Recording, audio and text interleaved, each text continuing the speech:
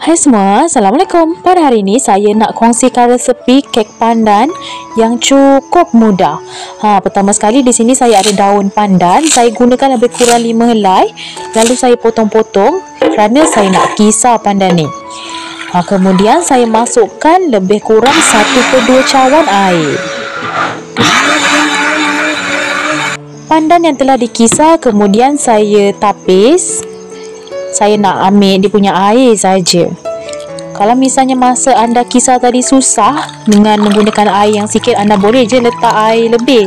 Lalu sukat balik dapatkan 1/2 cawan air pandan.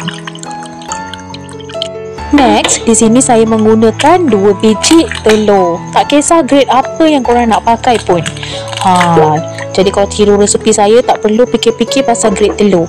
Dan telur yang kita gunakan pun cuma 2 biji je, sikit sangat. Lalu air pandan tadi 1/2 cawan, lalu 1 cawan gula. Kalau nak letak kurang daripada tu pun boleh juga, bergantunglah pada selera masing-masing. Kemudian garam lebih kurang 1 sudu teh, lalu minyak 1 cawan, minyak masak. Kemudian saya juga menggunakan lebih kurang 1/4 cawan susu cair.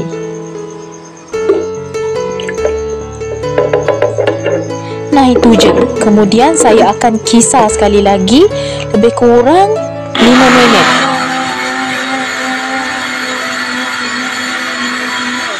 Sambil tu di sini saya nak sediakan 1/2 cawan tepung gandum. Tepung tu kita ayak terlebih dahulu bagi mengelakkan berdasing dan juga berketul-ketul. Nah ni 1/2 lagi. Sama kita ayak. Nak mudah, letakkan tepung tu sedikit demi sedikit sampai dia ayak. Kalau letak sekaligus terus macam saya ni, susah sikit lah. Kemudian saya masukkan 1 sudu baking powder, sama kita ayak. Lalu 1 sudu baking soda, juga diayak. Kemudian kita gaul rata bagi sebati ke semua bahan kita tu. Next, di sini saya nak masukkan bahan-bahan yang telah saya kisar tadi tu. Masukkan sedikit demi sedikit sambil digaul. Ini kita gaul rata bagi sebati semua. Tak ada teknik khusus, suka hati nak gaul macam mana pun. Kalau macam diorang lain mungkin gaul sehala, 2 hari, 3 hari. Macam saya tak kisah. Korang nak gaul macam mana pun tetap menjadi nanti. Okay.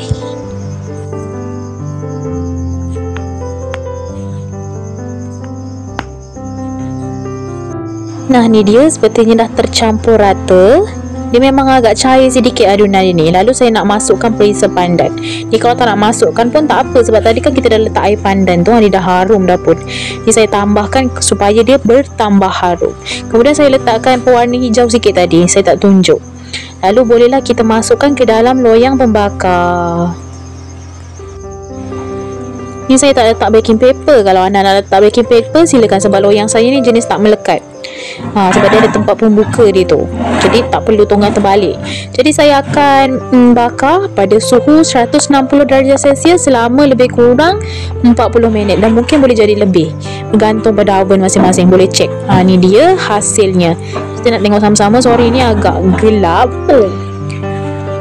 Nah, ini kenapa dia punya atas ni warna macam ni, sebab saya sukakan kalau buat kek atas dia tu garing. Kalau nak tahu dia dah masak ke tak masak, boleh cocok guna lidi, tengok dia melekat tak kat lidi tu. Kalau tak melekat, maknanya dah masak. Ni sekarang saya nak keluarkan dalam loyang. Ada yang sama macam saya tak? Kalau makan kek suka atas dia tu garing. Kalau misalnya anda tak suka, nak warna dia cantik, anda boleh slowkan api. Mungkin boleh guna 140 darjah Celsius, tapi lama sikit lah bakar dia tu. Mungkin boleh jadi 50 minit, 60 minit, bergantung pada oven masing-masing. Tapi macam saya sukakan atas dia tu garing, jadi saya guna api yang besar. Dan bakar dia pun tak lama. Dan ini dia hasilnya. Bagaimana menurut anda? Gebu-gebas kan?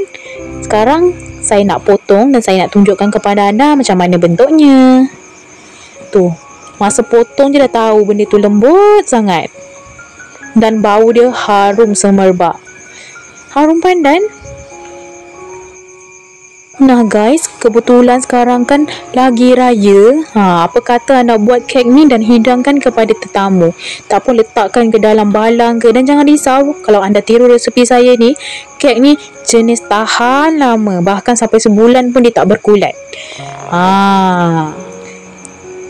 Saya kongsikan resepi ni pun sebab kemarin saya ada kongsikan ataupun hidangkan dekat tetamu dan diorang suka. Dan ramai pula yang minta saya resepi kek ini. Saya sebenarnya buat beberapa jenis kek. Kek oren, kek pandan, kek lemon. Dan ini adalah salah satu kek yang mendapat permintaan ramai. Bahkan ada yang order dengan saya.